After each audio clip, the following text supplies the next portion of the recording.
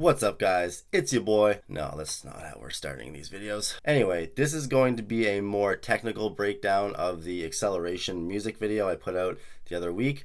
If you haven't seen it, please go take a look. Tell me what you think. Drop me a like if you enjoy it. I really appreciate it. I will say I am getting over a gnarly cold right now, but I got a haircut this morning, so hopefully that will cover up the death that is inside of me right now. I want to start by saying that the music videos I'm putting out are definitely not supposed to be a demonstration of my speed or technical mastery. I've been out of team sports, out of rugby for about 5 years now, so I haven't actually had to train my speed that much. I'll do it sometimes on my own time because I enjoy it. So yeah, when you go from playing team sports for basically your whole life, which involves high speed running, and then go into lifting heavy weights really slowly, surprise, you get slower. This is mainly supposed to be a demonstration of exercises that you can use to build a certain component of your speed. But if you are watching the video and you are very competent with the technicalities of sprint training, you can tear me apart all you want. I don't care because I'm literally about to do the same thing to myself. So if there is anything else that you do notice on top of what I'm going to be talking about in this video, feel free to leave a comment. And if you could like this video, I would also really appreciate it. So what I'll be doing is going through all the different clips of the different exercises I put in the acceleration video, talk about why we're using them, what we're trying to get out of them, and then also go over how my technique breaks down in certain ways and how I can work on improving that. So I'm making these technical breakdowns to, one, show you that I have lots of improvements to make on my own running technique. And two, if you record and watch your own sprinting videos and happen to notice these things, you can make those same improvements to your technique as well. So when you're accelerating, or even running for that matter, a huge component of building that horizontal speed is being able to effectively apply that vertical force in the horizontal plane of movement. So the more we can direct that vertical force on an angle, the more we can propel ourselves forwards. So when you're accelerating, it's really important to be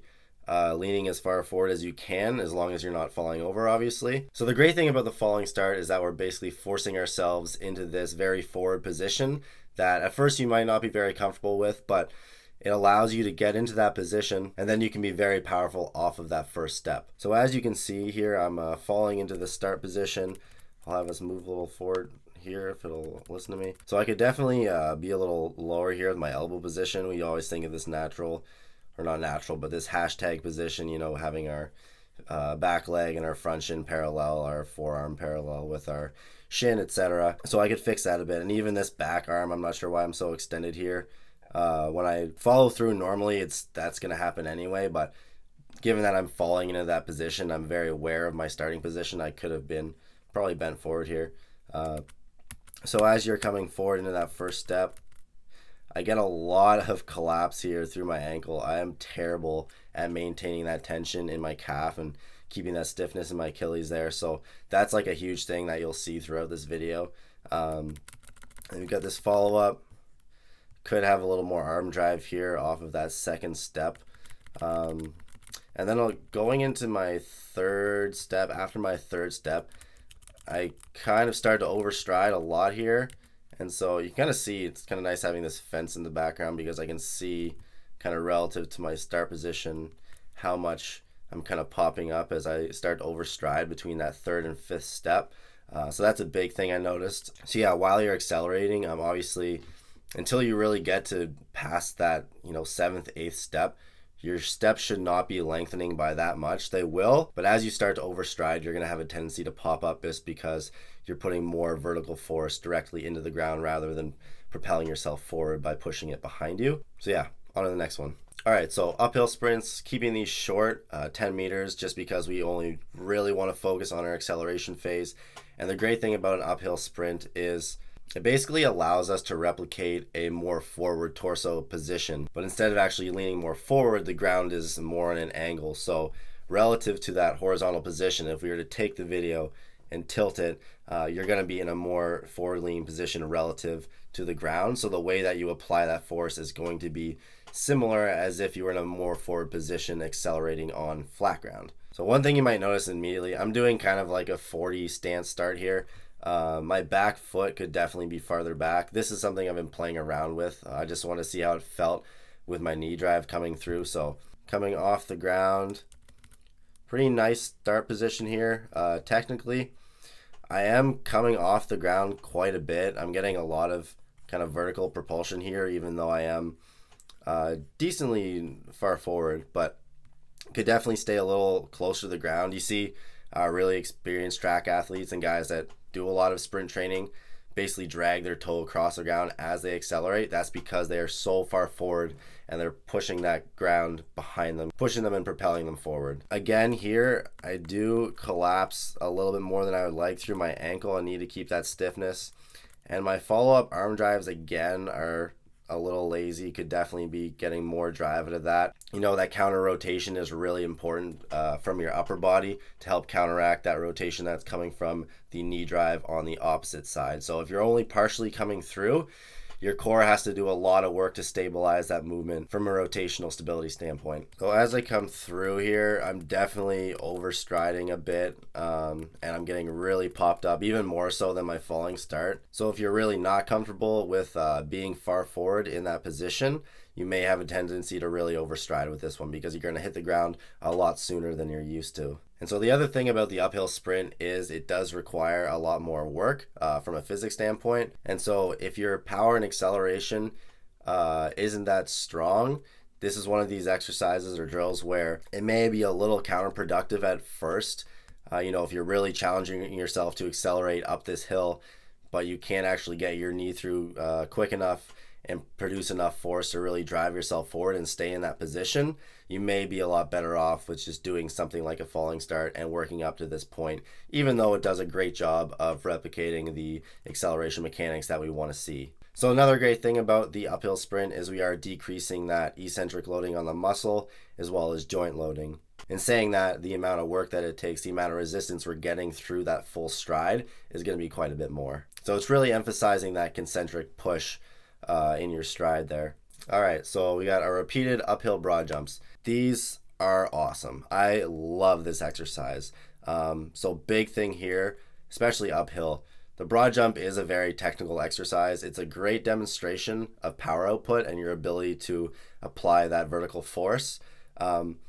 But being a bilateral exercise compared to our uphill sprint, it's much easier for us to be powerful out of that starting position because both of our legs are propelling us forward. And a tough part about, you know, the broad jump and maximizing your distance is the landing, making sure you can get into a really low position and readjust your body so that you're not going to lose yourself forward. With this, because we're going uphill, we don't really have to worry about that as much. And again, we are decreasing that eccentric loading because we're going uphill. We're catching in a much higher position. We don't have to worry about that deep landing and all that eccentric loading and joint loading that comes with it. And because it's a little faster, it's really great at kind of working that tension relaxation in our hip flexors and then our posterior chain as we propel ourselves forward. People get wrapped up in tension but forget that being able to relax those muscles is just as important, especially when it comes to sprint speed. And again, with this exercise, because we're going uphill, we are forced to recover quicker. So it's great for working that hip flexor speed. And then we can load up quickly again and go into that next jump. So we do get a plyometric response with this movement without too much eccentric loading. And not to demonize eccentric loading by any means, but we do know that an eccentric muscle contraction recruits motor units differently and we get less overall nervous activity. So for us to really maximize our power and neural drive, really emphasizing that concentric phase is key. Now, I don't think these are that bad. As I kind of come up, you know, I am getting pretty good triple extension here, but because I am catching in a fairly high position still, like this isn't a deep catch, and this is one of these things with a repeated broad, especially uphill, you don't have to be catching that deep. I could get into this argument of, you know, joint angles, what joint angles you really need to work in this context. But because I'm catching in a fairly high position and I'm reaching my kind of end position before I hit the ground pretty early, that would imply that I could get a little bit more propulsion horizontally and stay a little lower to the ground just because I know that I can get into that end position in time and still have, you know, like 6 to 8 inches before I even hit the ground. So I didn't include it in this video, but in the music video you can see as I land at the top, I am landing in a deeper position, and that's how you do want to land a singular broad jump if you're really trying to maximize distance. But with this, what I'm really trying to maximize is that push off the ground as I'm coming up, and then that speed of recovery and just going into the next movement as quickly as I can, but also being as powerful as I can off of each jump. Now, you could focus on landing in a lower position even on those jumps in between. It really depends what you're trying to get out of it. I don't think there's, a lot of use in trying to work that plyometric response in a super deep range of motion. I don't think I'm getting much out of that in terms of trying to increase my acceleration, but it really depends how deep we're talking here. Like, I could definitely be a little lower here, because even with my sprints, I am going to be in deeper hip flexion with that knee that's coming up. But to catch as low as you would be if you were testing your broad jump, it's probably not necessary. All right, so the back pedal is a little specific to backwards movement. Depending on your school of thought, you may not find this to be an important exercise. I think it's really good for backwards movement, but it's also really good at training that fast extension of the knee. And it's really good for agility too, because with the back pedal, you are going to be taking very short strides, and so your movements are a little more choppy and quick.